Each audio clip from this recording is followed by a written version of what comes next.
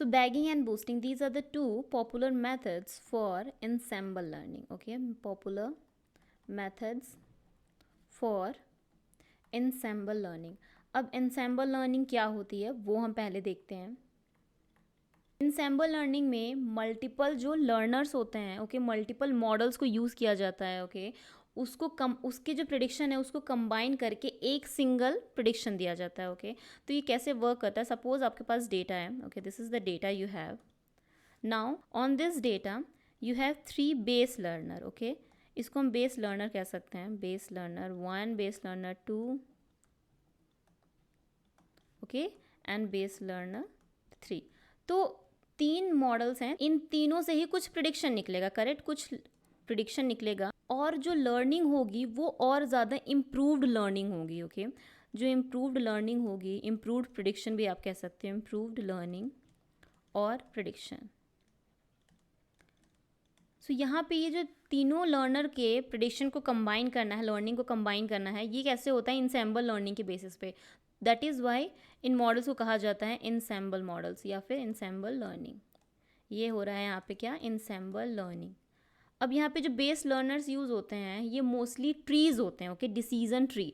हमने ऑलरेडी देख रखा है कि डिसीजन ट्री क्या होते हैं. तो मल्टीपल डिसीजन ट्री को यूज़ करके जब हम एज अ कंप्लीट एक लाइक मॉडल बनाते हैं, मल्टीपल डिसीजन ट्रीज़ होते हैं उसमें. सिंगल डिसीजन ट्री से जो एक प्रिडिक्शन आता है वैसे एक और डिसीजन ट्री रहेगा, उससे कुछ प्रिडिक्शन आएगा, उसकी कुछ लर्निंग होगी, थर्ड वाले की होगी, उसकी कुछ लर्निंग होगी. उन तीनों की लर्निंग को कंबाइन कर देंगे तो ज़्यादा लर्निंग हो जाती है, करेक्ट. जैसे आपको कुछ इन्फॉर्मेशन है, मुझे कुछ इन्फॉर्मेशन है, हम दोनों ने इन्फॉर्मेशन शेयर की तो हम दोनों की इन्फॉर्मेशन डबल हो गई. यही सेम चीज़ इंसेम्बल लर्निंग का कंसेप्ट होता है, ओके. तो इसमें जो बेस लर्नर्स होते हैं वो मोस्टली डिसीजन ट्री ही होते हैं, कि base learner are decision trees, okay. इसमें एक बैगिंग एल्गोरिदम आ जाता है, रैंडम फॉरेस्ट. अभी उसको फॉरेस्ट क्यों कहा जाता है? क्योंकि वो मल्टीपल ट्रीज पे बना है, correct. That is why it is called as random forest. So this boosting and bagging algorithms is very good at effective balancing bias and variance. क्यों? क्योंकि हर एक मॉडल का कुछ ना कुछ लर्निंग होगा. सपोज हो सकता है कि जो फर्स्ट बेस लर्नर है उसका काफ़ी ज़्यादा हाई बायसनेस हो बट लो वेरिएंस हो. सेकंड वाले का क्या हुआ? लो वेरिएंस हो गया, हाई बायस हो गया. थर्ड वाले का क्या हुआ? दोनों ही लो हो गया. तो जब सबकी इन्फॉर्मेशन एक साथ आती है तो वहाँ पे हमें बैलेंस आउट बायसनेस और वेरिएंस मिल जाता है जो कि कम रहता है दोनों, okay. So that is how it balance the bias and variance. इसमें मेनली क्या एडजस्ट करता है बायस और वेरिएंस को? ट्री की depth, okay. Tree depth adjusts bias and variance, okay. ये जो बेस लर्नर्स हैं ये 2 तरीके के होते हैं. Base learners are of 2 types. पहला तो आ जाता है weak learner, okay, weak learner, और दूसरा होता है स्ट्रॉन्ग लर्नर. अभी हो सकता है कि आपके जैसे ग्रुप ऑफ फ्रेंड्स हैं, ओके, तो किसी ने कुछ कम इन्फॉर्मेशन ली है, उसका कुछ जो लेवल है लर्निंग का उसका कम है, दूसरे ने बहुत ज़्यादा लाइक पूरे सब्जेक्ट को कंप्लीट लर्न कर लिया है, करेक्ट. तो वहाँ पे वो हो जाता है स्ट्रॉन्ग लर्नर. वीक लर्नर का मतलब उसने काफ़ी कम इन्फॉर्मेशन लिया है. That means it is having high bias and low variance, okay. और स्ट्रॉन्ग लर्नर के केस में क्या हो जाता है? लो बायस हो जाता है एंड हाई वेरिएंस. तो दोनों को ही कंबाइन करके उसके एवरेज आउट करके उसको हम एक कंप्लीट लाइक जनरलाइज्ड लर्नर बनाते हैं. That will be served as a output model. So weak learner एक रैंडम गेस से थोड़ा सा ज़्यादा अच्छा परफॉर्म करता है, ओके. रैंडमली अगर हमें कुछ इन्फॉर्मेशन देनी हो उससे बेटर है कि एक वीक लर्नर रहता है. वीक लर्नर के पास थोड़ी बहुत इन्फॉर्मेशन रहती है जिसके बारे में वो बता सकता है. So it is slightly better than the random गेसिंग. वीक लर्नर मोस्टली क्या हो जाते हैं? अंडर फिट हो जाते हैं, अंडर फिट मॉडल्स होते हैं. और स्ट्रॉन्ग लर्नर क्या होते हैं? ओवर फिट मॉडल्स होते हैं, ओके. अब इन दोनों को कंबाइन करके जब हम इंसेम्बल मॉडल बनाते हैं, इंसेम्बल मॉडल, तो ये क्या करता है? जो वीक लर्नर्स हैं इसको ये कन्वर्ट करता है स्ट्रॉन्ग लर्नर्स में. Weak learner into strong learners, plus जितने भी स्ट्रॉन्ग लर्नर्स हैं उनके भी प्रिडिक्शन को एवरेज आउट करता है, जिससे कि हमें जो मॉडल मिलता है, जो एक्यूरेसी मिलती है, जो प्रिडिक्शन मिलता है, वो जनरलाइज रहता है टेस्टिंग डेटा पे भी। Okay, so that is the ensemble model. अब इंसेम्बल मॉडल के जो दो टाइप्स हैं जो हमने अभी बात किया था स्टार्टिंग में, बूस्टिंग एंड बैगिंग। ओके, तो सबसे पहले आ जाता है बूस्टिंग एल्गोरिदम और आ जाता है बैगिंग एल्गोरिदम। ओके, बूस्टिंग क्या होता है? It will reduce the biasness. Boosting algorithms का मेन फोकस होता है रिड्यूस करने में बायसनेस। अगर आपको लगता है कि वेरिएंस स्टेबल है बट बायसनेस बहुत ज़्यादा है, तो बायसनेस को रिड्यूस करने के लिए आप बूस्टिंग एल्गोरिदम्स का यूज़ कर सकते हो। और बैगिंग क्या करता है? It will reduce the variance. Okay, अगर आपको लगता है कि बायसनेस ठीक ठाक है बट वेरिएंस बहुत ज़्यादा है, तो वहाँ पे आप बैगिंग एल्गोरिदम्स का यूज़ कर सकते हो। तो बैगिंग का सबसे बेस्ट एग्जांपल है random forest algorithm. Okay, random forest algorithm. और बूस्टिंग का सबसे बेस्ट एग्जांपल है XG boost algorithm. Okay, XG boost algorithms. Boosting में एक्चुअली में क्या होता है, जो वीक लर्नर्स होते हैं, ओके, मल्टीपल वीक लर्नर्स को ट्रेन किया जाता है sequentially. Okay, these are trained sequentially focusing on the previous error, focusing on previous errors, previous errors. Bagging में क्या होता है, जो मल्टीपल वीक लर्नर्स होते हैं पैरेलली ट्रेन होते हैं, okay, subset of the data पे, ओके, सबसेट ऑफ डेटा पे।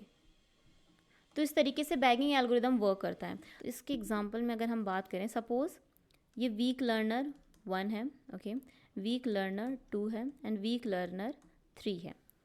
बैगिंग के केस में क्या होगा, इसका कुछ इसको सबसेट ऑफ डेटा पे ट्रेन किया जाएगा, ओके, तो इसका कुछ प्रिडिक्शन निकल के आ रहा है, ओके, इसका कुछ प्रिडिक्शन निकल के आता है, इसका कुछ प्रिडिक्शन निकल के आता है, एंड सेम फॉर हियर।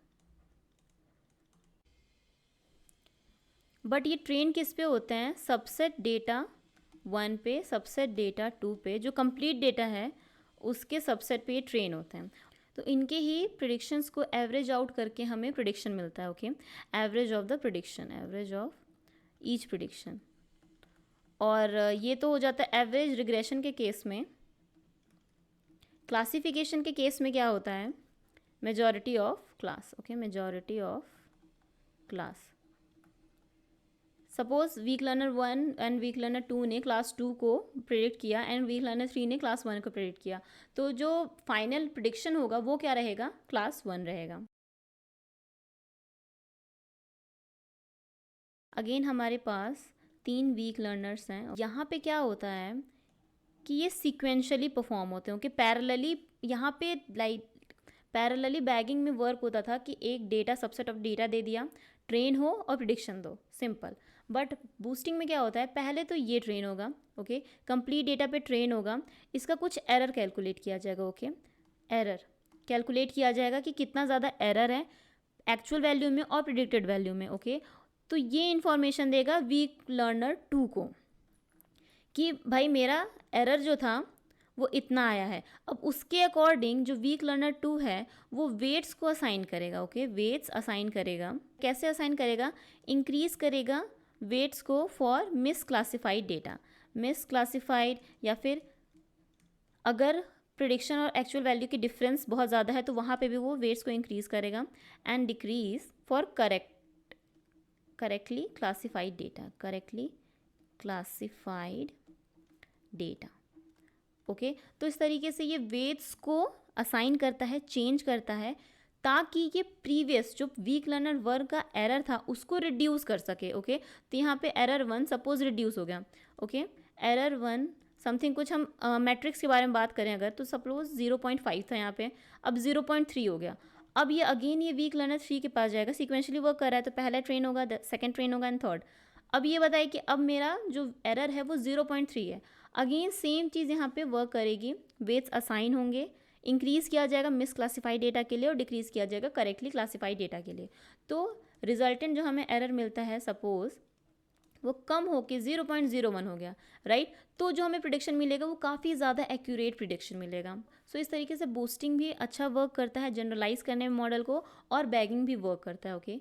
तो अब हम इसमें देखते हैं कि कौन कौन से एल्गोरिदम होते हैं, उसको किस तरीके से यूज़ करते हैं, ओके, वो कैसे वर्क करते हैं। तो सबसे पहले आ जाता है random forest, So it's a type of bagging algorithm, okay, bagging algorithm that is trained on bootstrapped data, okay, bootstrapped जो सबसेट ऑफ डेटा होता है उसको हम bootstrapped डेटा कहते हैं. It is an ensemble algorithm having multiple decision trees.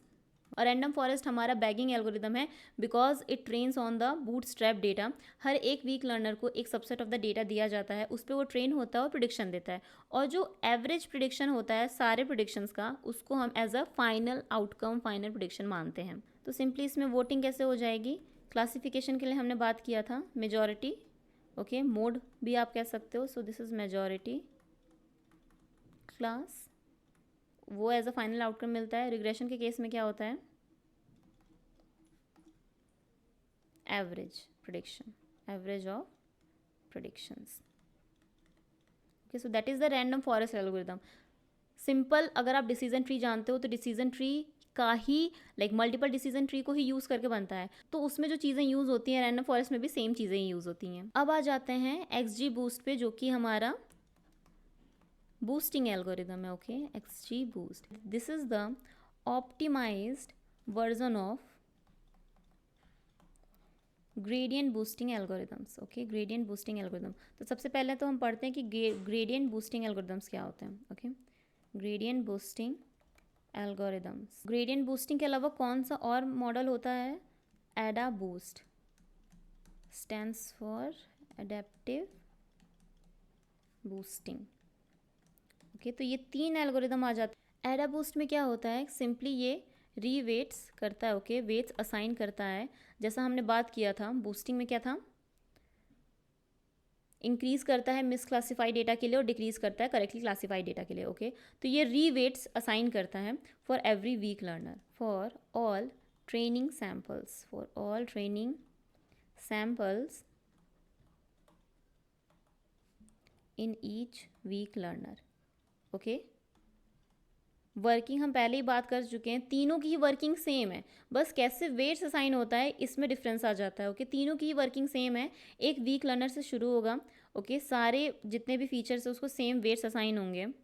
हम predict करेंगे कि कितना ज़्यादा हमारा सही प्रिडिक्शन आया है, कितना ज़्यादा हमारा गलत प्रिडिक्शन आया है. उसके बाद जो सेकंड वीक लर्नर रहेगा उसमें हम एरर भेजते हैं कि ये देखो मेरा फर्स्ट वीक लर्नर से इतना एरर आया है, तो तुम अपने वेट्स को रीअसाइन करो. ओके, रीअसाइन करो वेट्स को फॉर एवरी सैम्पल जितने भी मिसक्लासीफाइड हैं और करेक्टली क्लासीफाइड हैं. उसके लिए वो रीवेट्स असाइन करता है for every training sample and then again वो प्रिडिक्शन परफॉर्म करता है. सेम चीज़ ये चलती जाती है जब तक से आपका जो एरर है वो एकदम कम्प्लीटली मिनिमाइज ना हो जाए. ग्रेडियंट बूस्ट में क्या होता है? वेट्स असाइन करने की जगह ये ग्रेडियंट्स असाइन करता है. ओके, वेट्स असाइन करने की जगह ये ग्रेडियंट्स असाइन करता है. दैट मीन्स कि ये रेसिडुअल कैलकुलेट करता है. Okay, compute the residual. Residual क्या होता है? True minus predicted value. Okay, तो जितना ज़्यादा डिफरेंस होता है वो हो जाता है एक तरीके से रेसिडुअल. उसके बेसिस पे रेसिडुअल कैलकुलेट करता है और ग्रेडियंट्स असाइन करता है. ओके, नेक्स्ट जो वीक लर्नर होता है, फर्स्ट में तो इसने ग्रेडियंट को कैलकुलेट कर लिया. ओके, ग्रेडियंट असाइन कर दिया. नेक्स्ट जो वीक लर्नर रहेगा वो क्या करता है? सिर्फ जो मिसक्लासीफाइड डेटा है, ओके, सिर्फ जो मिसक्लासीफाइड डेटा है सिर्फ उन्हीं को प्रिडिक्ट करता है. ओके, जो रेसिडुअल बचे हुए हैं उन्हीं को प्रिडिक्ट करेगा. Okay, residual prediction in next weak learners. तो जैसे जैसे वीक लर्नर्स पे ये होता जाता है, सपोज स्टार्टिंग जो वीक लर्नर था उसमें हमें 20-30 मिसक्लासीफाइड डेटा मिल गए. सेकेंड में जब गया सीक्वेंशली वहाँ पे क्या हुआ? हमने भेजा कि 30 मिसक्लासीफाइड डेटा है, रेसिडुअल ये था. अब जो रेसिडुअल बचे हैं उसके बेसिस पे सिर्फ उतने 30 को ही वो क्लासीफाई करके देखता है कि कितने क्लासीफाई सही से हो रहे हैं एंड देन मिसक्लासीफाइड हो रहे हैं. सपोज 30 आउट ऑफ 30 10 अगेन मिसक्लासीफाई हो गए, तो वो अगेन आपके जो थर्ड वीक लर्नर है उसमें चला जाएगा. ओके, तो इस तरीके से ये रिड्यूस करता जाता है एरर्स को. And why it is called gradient? Because it minimises the loss function. It minimises the loss function. और लॉस फंक्शन क्या होता है? जो हमने यहाँ पे रेसिडुअल की बात की थी, ट्रू माइनस प्रिडिक्टेड, ओके। और आ जाते हैं वापस से हम एक्सजी बूस्ट पे, जहाँ पे हमने शुरू किया था। XG boost is the optimized version of gradient boosting algorithm. इसमें रेगुलराइजेशन पैरामीटर भी आ जाता है, ओके। इसमें एक रेगुलराइजेशन पैरामीटर आ जाता है जिसकी वजह से ये और अच्छा परफॉर्म करता है as compare to a gradient boosting algorithm. So अगर इन तीनों के हम डिफरेंस की बात करते हैं तो सबसे पहले यहाँ पे आ जाएगा एडा बूस्ट एल्गोरिदम, देन आ जाएगा gradient, okay, gradient boosting, and आ जाएगा लास्ट में एक्सजी बूस्ट। तो ये 3 एल्गोरिदम आ जाते हैं। अब मॉडल के कॉम्बिनेशन के बेसिस पे अगर हम बात करें इसके डिफरेंस की, मॉडल कॉम्बिनेशन, तो एडा बूस्ट क्या होता है? मॉडल का कॉम्बिनेशन एडा बूस्ट में क्या रहता है? Weighted majority vote, okay, weighted majority vote. Gradient के केस में क्या रहता है? एडिटिव रहता है, ओके, क्या रहता है? सम ऑफ आउटपुट्स। और एक्सजी बूस्ट के केस में क्या रहता है? एडिटिव तो रहता है ये, ग्रेडियंट बूस्टिंग का एडिटिव तो रहता है ये, plus optimized with regularization, optimized with regularization. Next बात करते हैं आउटलायर्स के केस में इनका क्या रिस्पॉन्स है। एडा बूस्ट बहुत ज़्यादा सेंसिटिव है, ग्रेडियंट क्या है? लेस सेंसिटिव है, and XG boost is again less sensitive because it handles better due to regularization, okay, due to regularization। And again हम यहाँ पे रेगुलराइजेशन की बात करें तो एडा बूस्ट में क्या आ जाता है? कोई भी रेगुलराइजेशन नहीं होती, ग्रेडियंट में भी। एक्सजी बूस्ट में L1 एंड L2 ये बिल्ट इन होते हैं, ओके, बिल्ट इन रेगुलराइजेशन। एडा बूस्ट फास्ट रहता है, ग्रेडियंट बूस्ट स्लो रहता है, but XD boost extremely fast रहता है, ओके, एक्सट्रीमली फास्ट। और ओवर फिटिंग का रिस्क, ओके, लास्ट आ जाता है ओवर फिटिंग का रिस्क। इसमें सबसे ज़्यादा हाई रहता है, एडा बूस्ट में रहता है हाई, ग्रेडियंट बूस्ट में मीडियम रहता है, एंड एक्सजी बूस्ट में काफ़ी ज़्यादा कम रहता है, ओके, लो रहता है। इफ़ ट्यून्ड प्रॉपरली, अगर आपने ट्यून नहीं किया है तो वहाँ पे भी आपको सेम केस मिल जाता है ओवर फिटिंग का, okay, if tuned properly. So that is how a boosting and bagging algorithms work.